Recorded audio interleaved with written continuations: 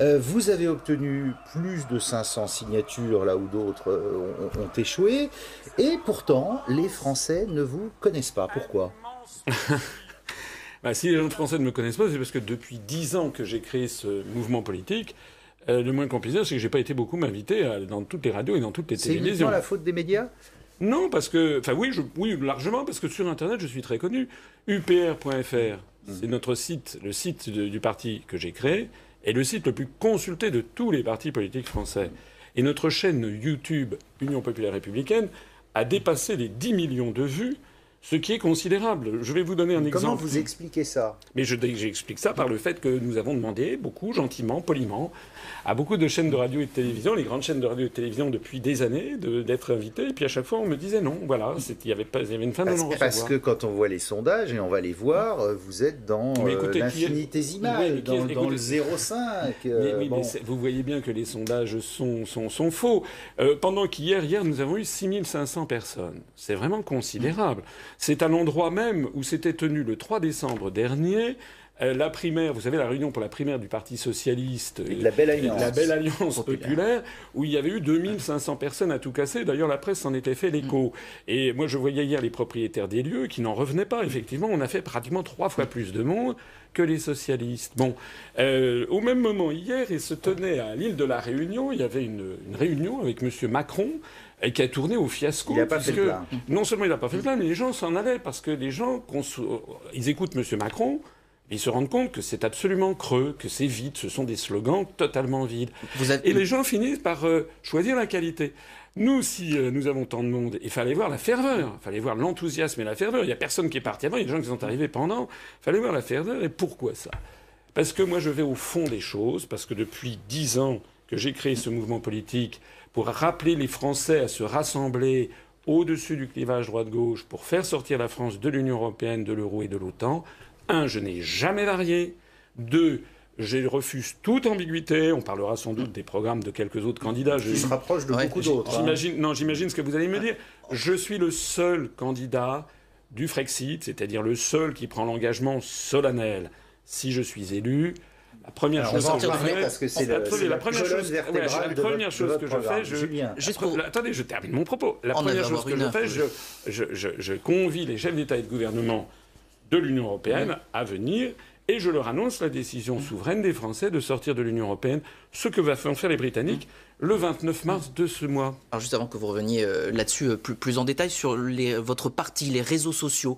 On a vu cette salle qui était pleine hier. Sur les réseaux sociaux, vous faites aussi un tabac. À votre compteur, c'est 20 000 adhérents, je crois, pour votre parti. Vous fêtez... Non, on est à 20 000. Écoutez, je vais vous dire très exactement. Oui, parce que c'est en ligne et c'est en direct. C'est en direct. C'est le seul mouvement politique. Nous sommes actuellement à 20 600. Voilà. 10 adhérents. Et vous savez, à la fin de cette émission, on le regardera, on le mettra à jour. Je suis persuadé qu'on aura encore grimpé de quelques adhérents, puisque c'est tenu en jour à temps réel. Il suffit d'aller sur notre site. Vous avez soufflé votre 10e bougie. Et comme le disait Damien, plus de 500 parrainages là en 2017. En 2012, c'était 17, je crois bien, parrainages que vous aviez obtenus. Mais la question qu'on peut se poser, ça a l'air de fonctionner, mais qu'est-ce que vous faites pendant ces 5 ans où finalement on n'a pas entendu votre voix et aujourd'hui vous arrivez à être candidat à la présidentielle? Comment ça fonctionne votre parti et comment vous fonctionnez? Mais vous êtes quand même un petit peu, excusez-moi, c'est quand même, ça frise la provocation gentille, mais... C'est fait exprès. Non, mais écoutez, j'ai été invité par des médias pendant 5 ans, mais c'était surtout des médias de la bande FM ou d'Internet. Donc j'ai été invité, je peux leur rendre hommage, par exemple à Radio Tropique FM, Radio Africa numéro 1, Beurre FM, voilà, Radio Notre-Dame, ce sont des radios de la bande FM ou des sites Internet. Mais à chaque fois que l'on demandait à passer sur des grands médias, c'était niette. Et pourtant, ça n'est pas normal, puisque je rappelle qu'aux élections européennes de 2014, on avait rassemblé 77 000 suffrages, c'est-à-dire 0,4% des suffrages. C'est pas énorme, je vous l'accorde, mais c'était plus que le NPA de M. Besancenot. Et puis faire 0,4% des suffrages, si 100% des Français vous connaissent, c'est pas beaucoup. Mais faire 0,4% des suffrages, s'il y a 2 ou 3% des Français qui vous connaissent, c'est beaucoup. Ensuite, on s'est présenté aux élections régionales en décembre 2015, et là, nous avons rassemblé 190 000 électeurs, c'est-à-dire 0,9% des suffrages, avec 1971 candidates et candidats. Normalement, on aurait dû avoir un accès aux grands médias. Eh bien, désolé, ça n'a pas été le cas. D'ailleurs, TF1 et LCI ne m'ont pas invité à cette occasion. Parce que c'est vrai qu'on vous connaît mal. Alors vous mais on me connaît mal parce que, vous savez, c'est le serpent qui se mord la queue. Je vais vous dire quelque chose. Ça fait 10 ans que j'ai créé l'UPR. Enfin, c'était oui, ça alors fait 10 justement, ans. Voulez-vous voir là sur Internet parce que vous êtes le candidat d'Internet en quelque sorte. Regardez ce que ça donne. Je termine mon propos. Ça fait 10 ans que j'ai créé l'UPR. Je n'ai encore jamais été invité sur France Inter. Voilà. Alors, si vous avez des amis chez France Inter, dites-moi. Là, rien qu'avec les temps de parole, ils vont être obligés de vous inviter, hein, je pense. En revanche, j'ai eu quelques éditoriaux à mon encontre où on m'a insulté. Voilà. Ah oui. Alors, regardez ce que ça donne, votre campagne sur Internet. Qu'est-ce que c'est que l'UPR, l'Union populaire républicaine ? C'est un mouvement politique que j'ai créé le 25 mars 2007, le jour du 50e anniversaire du traité de Rome, qui créait la communauté économique européenne. Et si j'ai créé ce mouvement politique ce jour-là, c'est à titre symbolique, parce que ce mouvement a pour objectif de rassembler tous les Français, quelles que soient leurs opinions par ailleurs, de droite, du centre ou de gauche. François Asselineau, c'est quand même extraordinaire là ce que vous faites. Vous êtes tout seul face à une caméra avec un trucage vidéo minimum. Quand on voit les combinaisons politiques qu'il faut justement pour exister, la droite, la gauche, la recomposition, l'histoire, vous y allez comme ça. J'ai créé, boum. Oui, ça vous choque ? Pas du tout. Vous savez, les Français, pourquoi est-ce que notre mouvement politique grimpe à une façon vertigineuse ? Je crois que beaucoup de journalistes n'ont pas vu venir ce qui était en train d'arriver. Actuellement, quand je vous dis que nous avons notre mouvement 300 adhérents de plus tous les jours, c'est vrai. Je ne suis pas un menteur. Voilà. Or, les Français, actuellement, ils en ont ras-le-bol. Ras-le-bol de la politique politicienne, ras-le-bol des têtes qu'ils ont toujours vues. D'ailleurs, vous l'avez remarqué, parmi les 11 candidats. Je suis le seul Alors vous que êtes les Français en politique ne connaissent depuis pas. Longtemps, hein, sous Charles Pasqua, sous Jean Tibéry. Non. Si, vous êtes présenté j'ai été dans aux des cabinets. Là, je vois vous êtes un homme de cabinet, vous avez fait HEC, l'ENA, vous êtes aussi du système. Mais d'abord, je n'ai pas dit que j'étais anti-système. Ça, je sais pas des qualificatifs que j'ai. J'ai fait HEC. Allez-vous me le reprocher ? Pas du tout. J'ai fait l'ENA. Allez-vous me le reprocher ? Je suis sorti vice-major. J'ai pris l'Inspection générale des finances, qui est un des grands corps de l'État. Et vous étiez dans beaucoup de cabinets ministériels. Oui, ensuite, j'ai été dans des cabinets ministériels. Alors, est-ce que c'est faire de la politique ? C'est un petit peu à mi-chemin entre l'administration et la politique, puisque ce n'était pas vraiment de la politique. Mais c'est vrai que j'ai travaillé au cabinet, notamment, du ministre de l'Industrie et du Commerce extérieur dans le gouvernement Balladur, sous la présidence François Mitterrand, et au cabinet du ministre des Affaires étrangères sous le gouvernement Juppé II, sous la présidence de Jacques Chirac. De telle sorte que pendant 4 ans, au cours des années 90, j'ai été dans les allées du pouvoir. Ça, c'est pour dire je suis un homme d'expérience. Mais je suis un homme... écoutez, excusez-moi de le souligner. Enfin, je suis bien obligé de faire un petit peu ma publicité, puisque les Français ne me connaissent pas. Je suis quelqu'un qui a de l'expérience. Je suis quelqu'un de solide, qui connaît ses dossiers. Et un de vos confrères, un jour, m'a dit, vous savez pourquoi on ne veut pas vous inviter ? Personne ne vous dit le contraire, d'ailleurs. Je connais mes dossiers à fond. Et moi, je fais ce que je fais parce que j'ai découvert, en allant dans les allées du pouvoir, en accompagnant François Mitterrand en Corée, au Kazakhstan, moi, j'avais préparé les parties économiques et commerciales du dossier. C'était pour vendre le TGV en Corée. C'est d'ailleurs ce qui s'est passé. Ensuite, j'avais accompagné Édouard Balladur en Arabie Saoudite. J'avais accompagné Jacques Chirac au Japon, en Chine, en Asie du Sud-Est, dans toute l'Amérique latine. J'ai été reçu par le pape Jean-Paul II au Vatican. Sauf j'ai déjeuné avec Nelson Mandela. Des dizaines d'attachés ministériels qui ne se présentent pas à la présidence. Oui, mais attendez, non. Mais des gens ayant cette expérience, il n'y en a vraiment pas beaucoup. Et je me permets d'insister sur le fait que parmi les 11 candidats qui se présentent aujourd'hui devant les Français, je suis l'un de ceux qui a le plus d'expérience en matière internationale, mais aussi en matière économique et financière. François Asselineau, où vous vous situez aujourd'hui souverainiste, eurosceptique, à droite, très à droite? On a du mal sur l'échiquier politique à vous mettre en quelque part, où vous dites finalement, moi ça me va, à bas les étiquettes. Écoutez, vous êtes journaliste. Bon, normalement, un journaliste, il va se renseigner auprès de la seule autorité en France qui est habilitée à donner une étiquette, c'est le ministère de l'Intérieur. Et vous êtes classé dans les divers. Le ministère de l'Intérieur n'avait pas de raison particulière de m'être favorable. Bon. Avant les élections européennes, puis les élections régionales, ils ont examiné à la loupe tout ce que j'ai pu dire, écrire, les analyses et les propositions, et ils ont conclu que nous étions un mouvement divers, c'est-à-dire au-dessus du clivage droite-gauche. Moi, je préfère dire au milieu des Français. Bon, ça veut dire que je vous mets au défi d'aller regarder dans notre programme. Macron dit la même chose. Non, il y a une grande différence entre M. Macron et moi. Vous savez quelle est la différence? Allez-y. C'est que M. Macron, il dit une chose différente à chacun. Il va chez les socialistes, il dit « j'ai toujours été socialiste ». Ensuite, il rencontre Philippe de Villiers, il dit « je n'ai jamais été socialiste ». Bon, en fait, il dit c'est le caméléon parfait, c'est-à-dire vous le mettez sur un tissu rouge, il est rouge, sur un tissu bleu, il est bleu.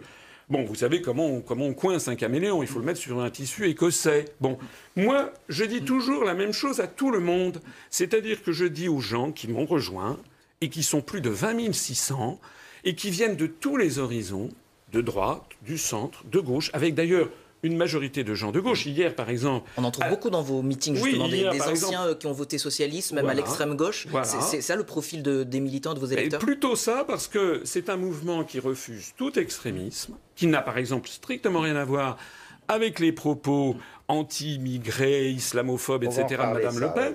C'est un parti qui se concentre sur l'essentiel, le plus grand dénominateur commun des Français, c'est-à-dire récupérer leur souveraineté nationale, c'est-à-dire leur démocratie, parce que c'est de ça qu'il s'agit. Vous l'avez dit, vous avez travaillé sous Balladur, sous Chirac, sous Pasqua, sous Jean Tibéry. Non, j'ai pas travaillé sous Jean Tibéry.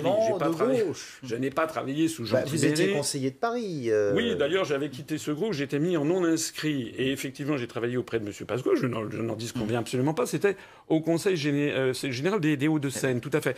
Et ensuite, vous oubliez de préciser que lorsque M. Sarkozy est arrivé à la présidence du Conseil général des Hauts-de-Seine, il était également un délégué. Il était également ministre des Finances et il m'a nommé délégué général à l'intelligence économique à Bercy. À votre avis, est-ce que c'est un imbécile qu'on nomme à ce poste? Non. Bon. Donc, si on m'a nommé à ce poste de délégué... Il vous en a fait sortir très vite, d'ailleurs, après. Non, ça s'est passé 2 ans après, pour une raison simple. Vous savez pourquoi j'ai été... en fait, on m'a prié de dégager de ce poste. C'est parce que dans le secret des cabinets ministériels, j'avais fait des notes, un très gros dossier, notamment, où j'expliquais que l'euro, de toute façon, exploserait. Et j'avais eu le tort d'avoir raison trop tôt. Mais on va peut-être parler de l'euro.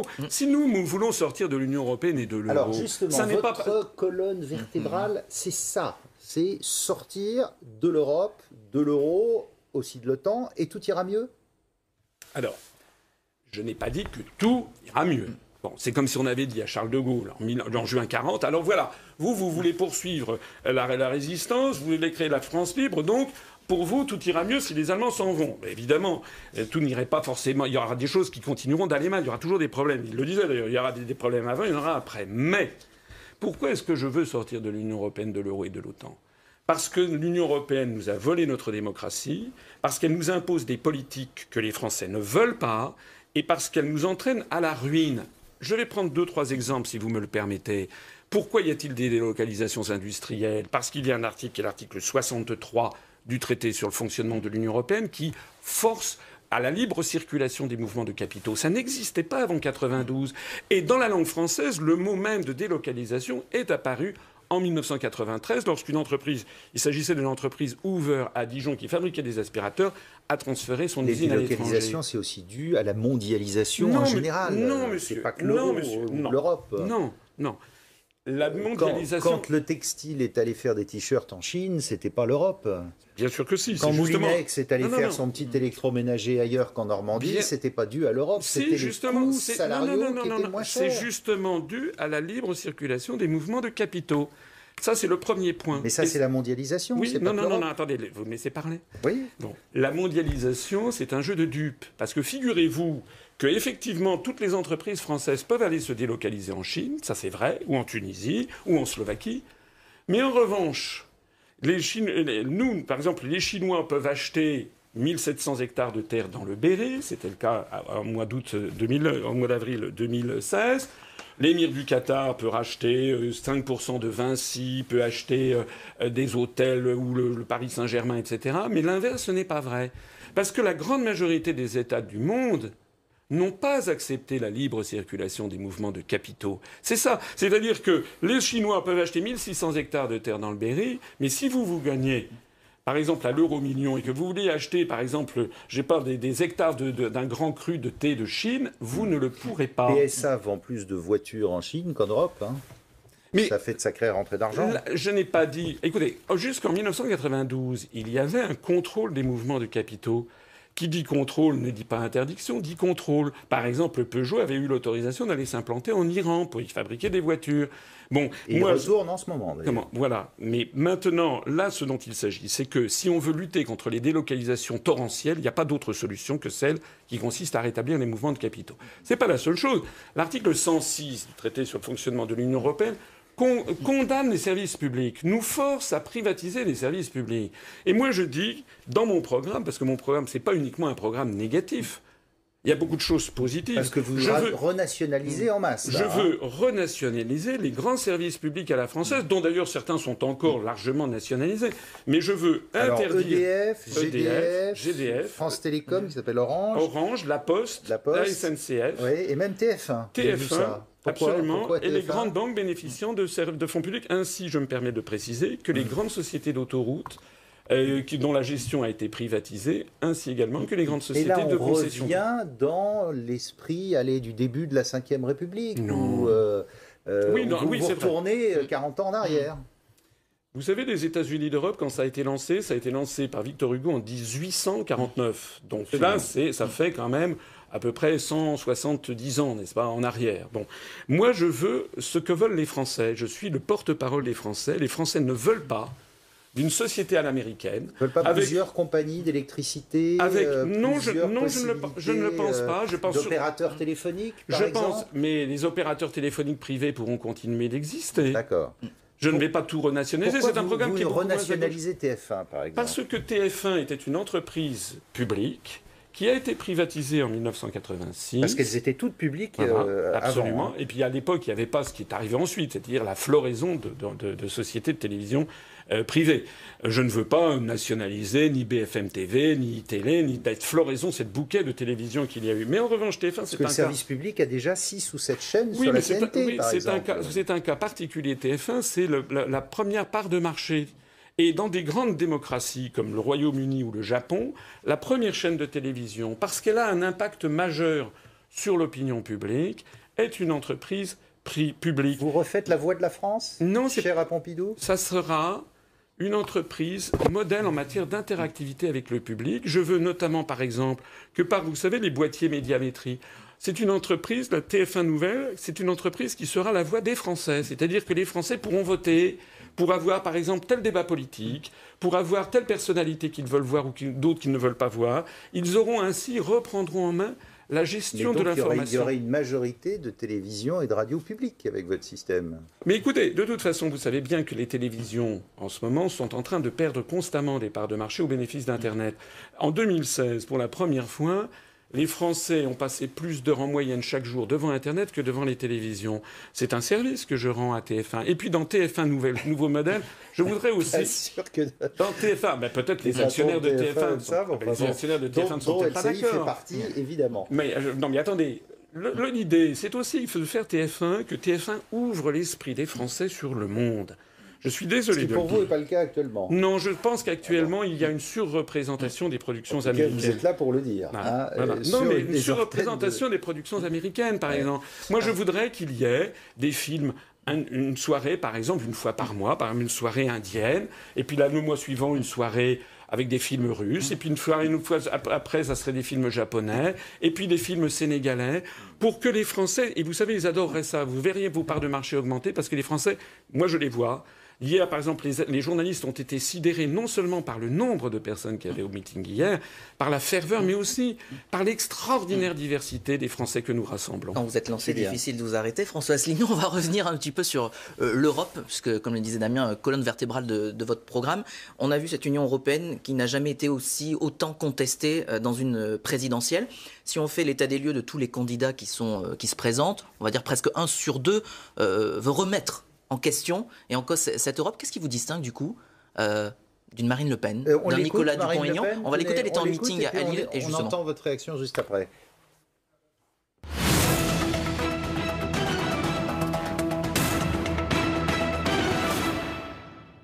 Mes chers compatriotes, allons-y. On n'a pas le son. Bon, on l'écoutera plus tard. Bon, mais en gros, on va vous dire, vous êtes sur les terres de Marine Le Pen, qui veut exactement la même chose que vous. Sortir de l'euro, le référendum, retour à une monnaie. Alors, Marine Le Pen distingue. Il y a une monnaie nationale pour tout ce qui est du quotidien, une monnaie plutôt commune pour tout ce qui est des rapports avec les entreprises et les grands groupes. Donc du coup, quelle est la patte, quelle est la distinction, Asselineau? Alors, Madame Le Pen, elle change de programme à peu près comme de chemisier. Je rappelle qu'en 2012, quand elle était candidate à l'élection présidentielle, allez regarder sa profession de foi. Nous l'avons mise en ligne et décortiquée sur notre site upr.fr, de même que la profession de foi de monsieur Dupont-Aignan. Il n'y avait pas un mot sur l'Union européenne et sur l'euro. Moi, ça faisait déjà 5 ans que j'avais créé l'UPR. Madame Le Pen, son parti politique, est un parti populiste et qui essaye en permanence d'attirer le maximum de gens sur des ambiguïtés. Monsieur Mélenchon fait exactement pareil avec son plan A, qui consiste à renégocier les traités, comme Mme Le Pen, qui propose de renégocier les traités. Et puis le plan B de M. Mélenchon, ça change tout le temps. C'est pas un jour c'était il allait faire un référendum, après ça non, c'est le plan A maintenu, et puis après ça il paye plus. Enfin bon, bref, on n'y comprend rien. Vous savez, les Français sont des gens c'est le pays de Descartes, la France, et donc cartésien. Et puis c'est le pays de Nicolas Boileau. Ce qui se conçoit bien s'énonce clairement, et les mots pour le dire arrivent aisément. Moi, je suis le seul qui explique aux Français qu'il n'y a qu'une seule façon de sortir de l'Union européenne, c'est de le dire, et de dire la seule façon juridique, c'est l'article 50 du traité de l'Union européenne. C'est ce que vont faire les Britanniques. Madame Le Pen... Il faut 2 ans, je crois. Oui, c'est 2 ans maximum. Ouais. 2 ans maximum de négociation. Et au bout des 2 ans, si on n'est pas parvenu à un accord, le pays en sort de plein droit. Madame Le Pen, son programme, c'est celui de David Cameron. David Cameron, il avait dit on va renégocier les traités, puis ensuite on fera un référendum. Mais Madame Le Pen, elle ne précise absolument pas. C'est très vague ce qu'elle dit. Elle dit on va renégocier 4 souverainetés. Enfin, on n'y comprend rien. On ne sait pas ce que ça veut dire concrètement. Pour moi, c'est simple. Un pays, il est souverain ou il ne l'est pas. Il y a un joli proverbe turc que vous connaissez qui dit on n'est pas un peu enceinte. Voilà. Une femme est enceinte ou elle ne l'est pas. Mais là, c'est pareil. Un pays, il est souverain ou il ne l'est pas. Mais l'Europe, c'est la cause de tous les maux. Attendez, vous revenez sur votre question. Je termine avec cela. Donc, Madame Le Pen... Elle ne dit absolument pas, c'est pas clair ce qu'elle veut, elle ne dit pas quand est-ce qu'elle va mettre en œuvre le référendum, elle ne dit pas d'ailleurs si elle sera satisfaite, elle ne dit pas non plus d'ailleurs, on ne sait pas si le référendum sera suivi des faits. Je rappelle que les Français ont été 55% à voter non au référendum de 2005, dont moi, et qu'on a constaté quoi ? On a constaté que la suite des événements, c'est exactement comme si on avait voté oui.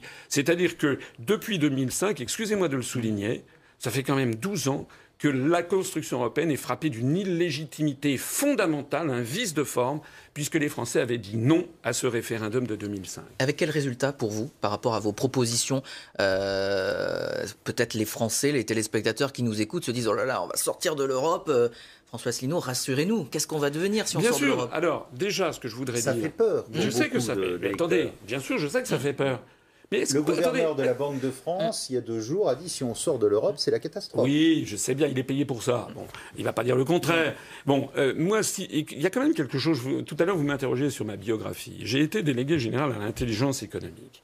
Moi, je suis français, j'ai un appartement, j'ai une femme, j'ai des enfants, je suis français. Je ne vais pas proposer quelque chose qui mènerait à l'apocalypse. Le projet de l'apocalypse, c'est ce qu'on a dit aux Britanniques. Madame Lagarde, qui était la directrice générale du Fonds monétaire international, avait été allée voir les Britanniques quelques jours avant le référendum du 23 juin dernier, en disant si jamais les Britanniques votent pour le Brexit, ça va être une catastrophe. Dans les jours qui viennent, avait-elle dit, les marchés financiers vont être déstabilisés, ça va être une apocalypse financière.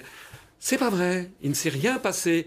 Ou plus exactement, la livre sterling, puisqu'ils n'ont pas l'euro, la livre sterling a perdu 10% de sa valeur à peu près. Résultat, les exportations ont connu une très forte croissance. Résultat, ils ont créé de l'emploi. Le chômage est tombé à 4,6%. Et beaucoup de grandes entreprises commencent à dire on va quitter Londres parce qu'on reste aussi dans l'Europe. Regardez la banque HSBC, regardez d'autres grandes entreprises britanniques qui disent on va relocaliser à Paris 1000 emplois. C'est ce que dit HSBC, par exemple. Mais s'ils le disent, mais ils ne l'ont pas fait. En revanche, moi, ce que je vois, c'est que vous avez Nissan qui a décidé de créer une nouvelle ligne pour fabrication des cache-gars, Boeing, Google, Yahoo. Il y a au contraire, toutes les semaines, des grands investisseurs qui disent qu'ils vont investir au Royaume-Uni. Et d'ailleurs, je voudrais dire aux Français qui m'écoutent, le Royaume-Uni n'a pas disparu dans l'apocalypse. Madame Theresa May, depuis attendez, ils sont toujours pas sortis pour l'instant. Ils vont lancer le programme, mais depuis, Madame Theresa May a reçu des quantités de propositions de traités de commerce venant de Chine, de Corée, d'Australie, de l'Inde, etc. Il y a des gens qui me font souvent ce procès, que vous allez peut-être me faire, qui consiste à dire vous voulez sortir de l'Union européenne, vous voulez isoler la France. Mais pourquoi voulez-vous isoler la France, puisque la France est un pays qui a toujours été très ouvert sur le reste du monde? Est-ce que la Suisse, qui n'est ni dans l'Union européenne, ni dans l'euro, ni dans l'OTAN, est isolée? Non. C'est même le pays du monde qui accueille le plus de conférences internationales. Je disais chez un de vos confrères il y a quelques jours... C'est le fonds de commerce de la Suisse qui a toujours été neutre. Il y a quelques jours. Et au milieu de l'Europe. Regardez la Norvège, regardez l'Islande, qui ne sont ni dans l'Union européenne, ni dans l'euro. Il y a quelques jours, pas des grands pays comme la Grande-Bretagne ou la France. Mais aussi. Justement, la France est un très grand pays, donc la France pourra encore mieux se débrouiller dans le monde de nos jours. Votre autre arme politique, ça va être le référendum. Vous allez systématiquement demander aux Français de se prononcer par référendum sur les grandes questions? Non, pas systématiquement. Je propose, premièrement, de créer un référendum d'initiative populaire, un peu comme les votations qu'il y a en Suisse ou comme les référendums qu'il y a en Californie. Ça existe. Au bout de combien de demandes? 500 000 Il faudra 500 000 citoyens sur une question qui aura été validée par le Conseil constitutionnel pour voir qu'elle est bien constitutionnelle. Si 500 000 citoyens vont déposer en mairie leur signature et leur pièce d'identité, à ce moment-là, la question sera posée. Bon, on mettra sans doute, il y aura sans doute des contraintes pour qu'il n'y ait pas des référendums tous les jours. Ça sera sur des grandes questions. Vous savez, le référendum qui a chassé De Gaulle de l'Élysée, qui est de gaulliste. Moi, je ne suis pas. Je fais souvent référence à Charles de Gaulle, mais le mouvement politique que j'ai créé ne se prétend pas gaulliste. Nous avons des gens venant de tous les horizons. Hier, par exemple, parmi les 6500 personnes, il y avait des membres du Parti communiste français qui sont montés à la tribune et qui ont eu le courage de dire qu'ils appelaient à voter pour moi parce que notre programme, c'est le programme qui s'inspire de celui du Conseil national de la résistance de 1944, bien entendu remis au goût du jour de 2017, notamment. Le contexte n'avait quand même rien à voir à l'époque. Mais vous savez, le monde est en train de changer à toute allure. Actuellement, nous ne sommes plus dans les années 80 et 90 du XXe siècle. Actuellement, regardez ce qui se passe aux États-Unis, regardez ce qui se passe au Royaume-Uni. Ce sont souvent des pays qui ont été un peu à l'avant-garde de ce qui allait se passer dans le reste des pays occidentaux. Il y a quelque chose qui est très important. Je voudrais revenir à ce qui me distingue de Mme Le Pen. Les États-Unis, ça vous va, Trump? Écoutez, moi je ne suis pas américain. Monsieur Trump, il a l'air d'être une personnalité un peu fantasque. Bon, il a dit des choses, d'après les propos qui sont rapportés, qui ne me conviennent pas du tout, puisqu'il a tenu des propos qui seraient, paraît-il, misogynes, islamophobes, etc. Ça n'est pas ma tasse de thé. Mais Monsieur Trump, il a dit aussi des choses qui, elles, me conviennent. Par exemple, lorsqu'il dit que l'OTAN est une structure obsolète, je ne vais pas m'en indigner. Je considère que c'est vrai et que nous devons sortir de ce bloc militaire qui nous entraîne au choc frontal vis-à-vis de la Russie ou vis-à-vis du monde arabo-musulman. Lorsque M. Trump dit qu'il est contre le TAFTA, le traité transatlantique, je ne vais pas être contre, je suis pour. Lorsque M. Trump félicite les Britanniques pour le Brexit et dit que l'Union européenne va se désintégrer, je ne vais pas dire que je suis contre, puisque c'est justement mes analyses. C'est pas seulement les analyses de M. Trump.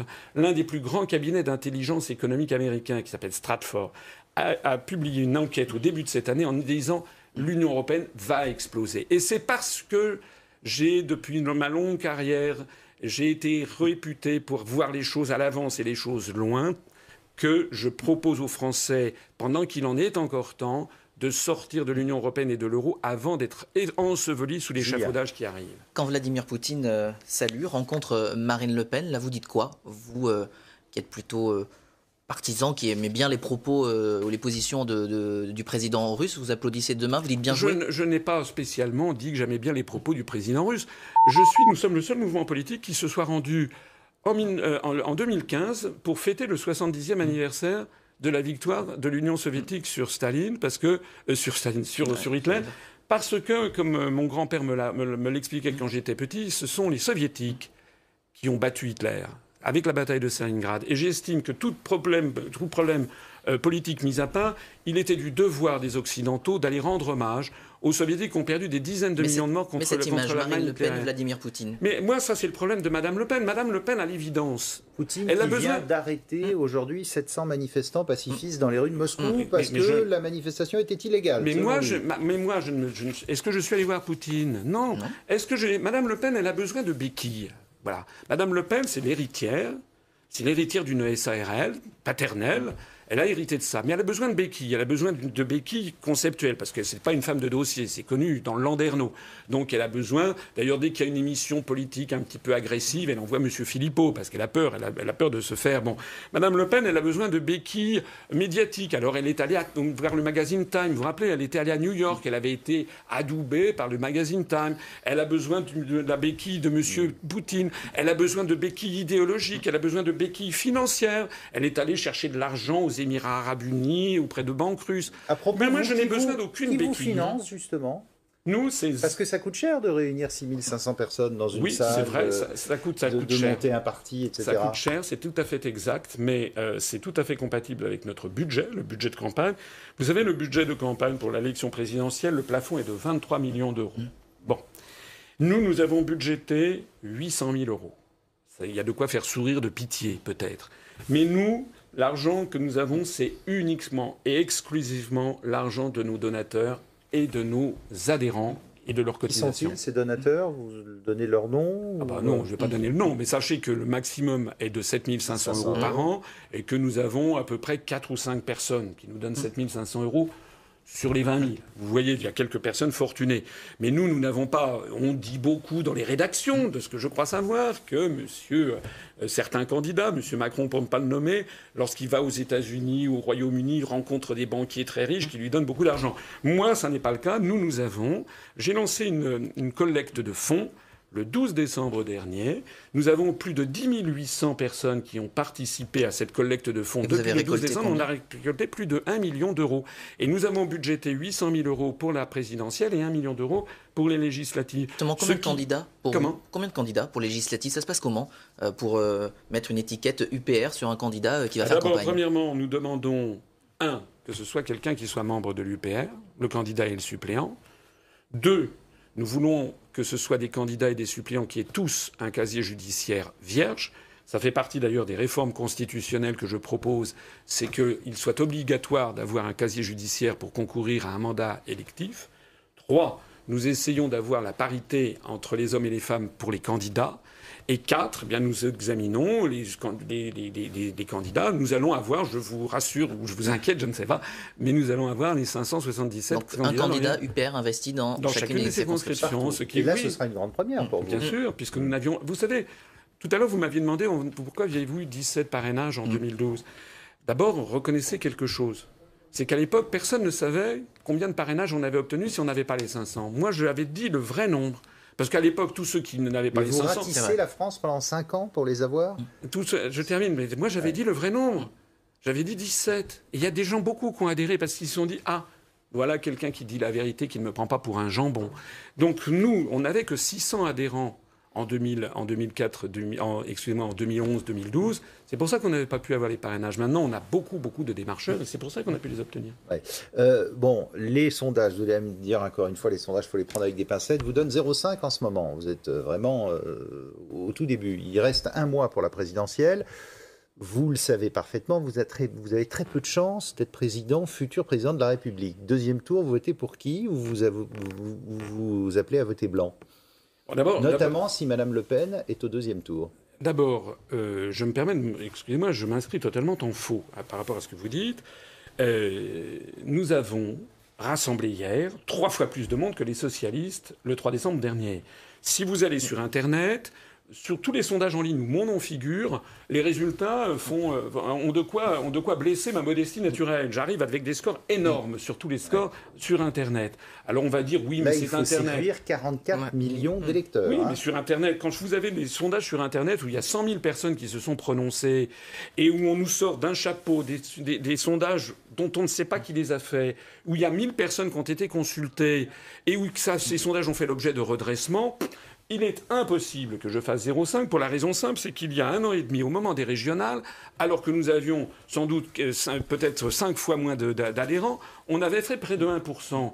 Donc c'est absolument impossible. Quand je vois la dynamique qui nous porte, c'est absolument impossible que je fasse 0,5%. Mais vous ferez toujours barrage à l'extrême droite? Comment? Vous ferez toujours barrage à l'extrême droite? Mais écoutez, nous allons voir. Je suis convaincu qu'il va y avoir de grosses surprises au cours des semaines qui viennent et des grosses surprises le soir du premier tour. Et je pense, vous vous rappellerez cette émission, je pense que je vais être la surprise du premier tour. Donc vous pensez que vous fêterez vos 60 ans en septembre prochain à l'Élysée?